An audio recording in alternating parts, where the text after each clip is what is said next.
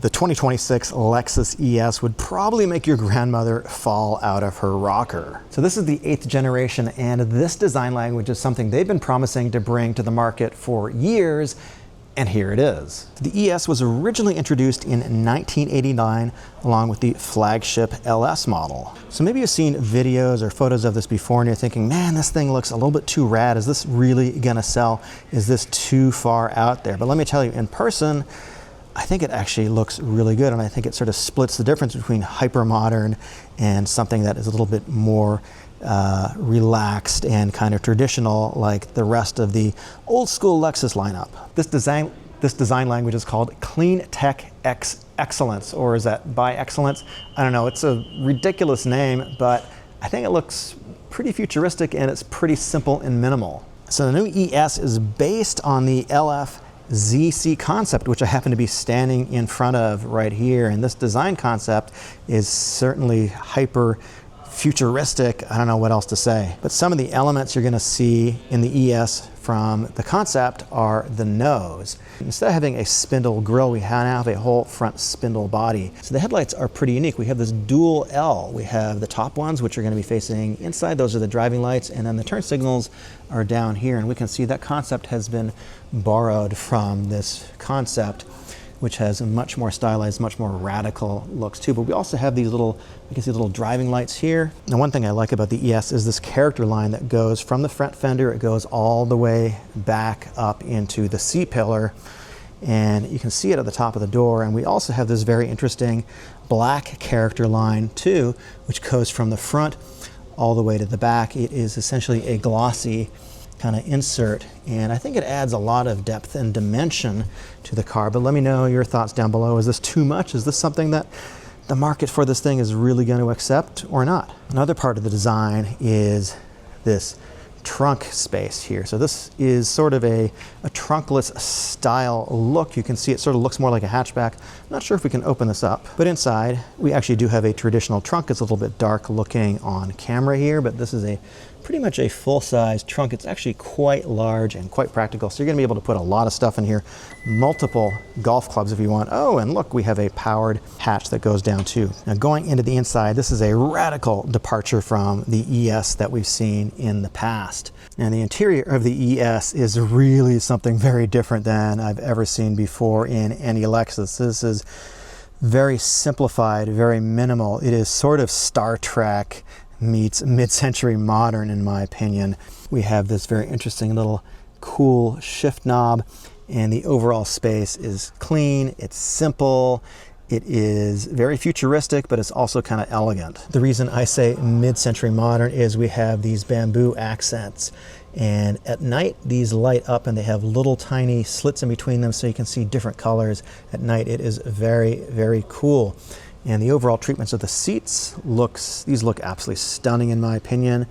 I think they're leather, or maybe they're ultra suede. I think they're probably real leather. They are heated and ventilated, and this just looks really, really nice. We have a display, and the philosophy behind this is to have something that is sort of easy to see. It's not huge, it's not overwhelming.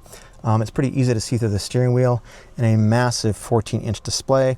We have dual charging ports here for your phones, and this is a sort of, it's not even haptic. Actually, these have real physical touch. They're sort of soft, you can touch them, and so your heating and ventilation should be pretty nice to use too. This is going to have their most recent version of the Lexus, I think it's a 4.0 system, and we have a nice physical volume knob here, and look at this.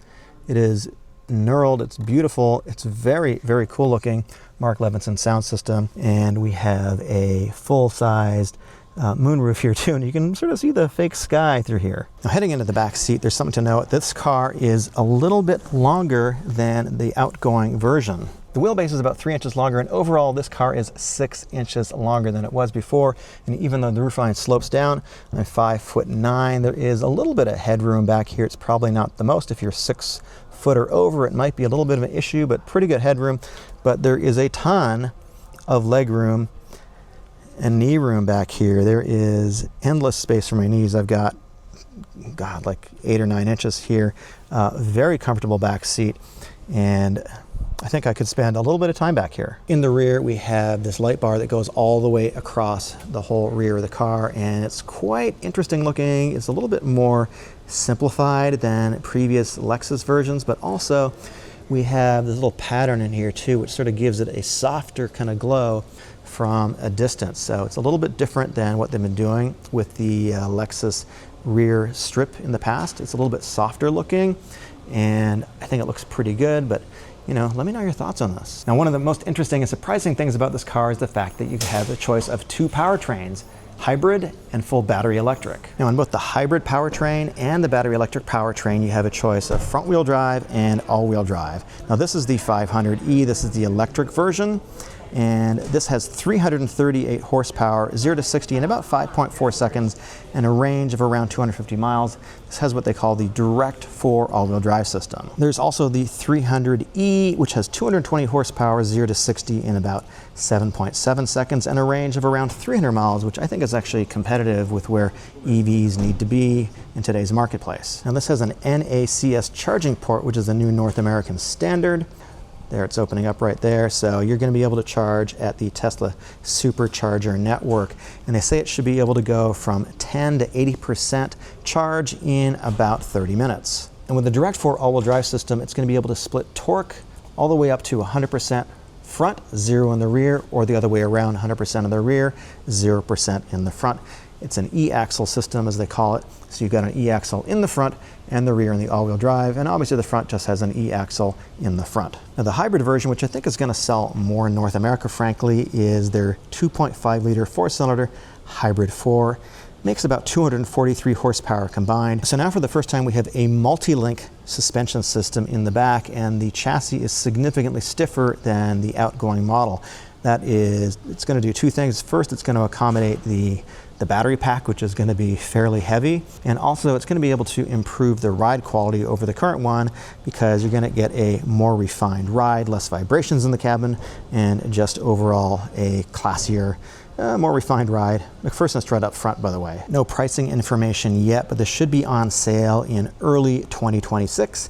Not quite sure when I'm going to be able to drive it, but looking forward to doing that possibly as early as the fall. Let me know your thoughts on the 2026 Lexus ES, and if you are considering it, which one would you buy? Would you get the battery electric version or the hybrid version?